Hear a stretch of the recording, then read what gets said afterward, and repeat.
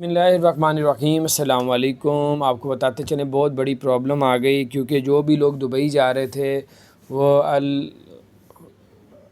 जो हसन ऐप पे जो है अपना अपडेट करते थे हर चीज़ का, कोरोना का ये वो, तो फिर उनको एंट्री मिल जाती थी। अब जो है अल हसन ऐप जो है वो उस पर प्रॉब्लम आ गई है और वो अब काम नहीं कर रही। अब उन्होंने कहा कि जल्द से जल्द हम इस पे काम कर रहे हैं, सही हो जाएगी।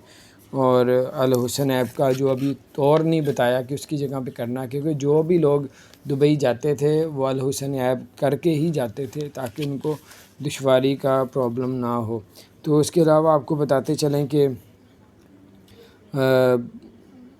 दुबई को मैंने ये भी कहा है कि जो लोगों ने दुबई का आईडी कार्ड रिन्यू करवाया था या नया बनवाया था और अभी तक उनको नहीं मिला किसी वजह से, तो मेरा ख़्याल है उस पर कोई, तो वो अपनी हार्ड कॉपी निकलवाएं, इलेक्ट्रिक कॉपी निकलवाएं उसी की, तो वो आईडी कार्ड की जगह वो काम करेगी इलेक्ट्रिक कॉपी इसकी जो होगी। तो अब उसकी हार्ड कॉपी इलेक्ट्रिक कॉपी आप निकलवा के हर जगह, आप गवर्नमेंट के हों, प्राइवेट ऑफिस हों, कहीं भी हो, आप वो अगर कार्ड आईडी नहीं मिला तो वो आईडी कार्ड की जगह बैंकों में अगर आपने इस्तेमाल करना वो जगह काम करेगी। तो ये बड़ी ज़बरदस्त अपडेट थी, मैंने कहा आपके साथ शेयर करता हूँ, अपने दोस्तों के साथ भी शेयर करें और अल्लाह ताला खैर करेगा।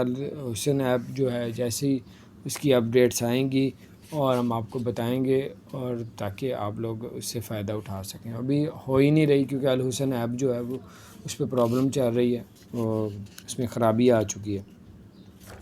तो जैसे ही उसमें बेहतरी आएगी तो हम बता देंगे। उसके अलावा फ़्लाइट्स के बारे में लोग पूछ रहे थे, 6 जुलाई से पहले इंशाल्लाह तो पाकिस्तान और दुबई की फ़्लाइटें ओपन होने जा रही हैं इंशाल्लाह। अपना ख्याल रखें, चैनल को सब्सक्राइब नहीं किया तो सब्सक्राइब करके बेल आइकन प्रेस कर दें।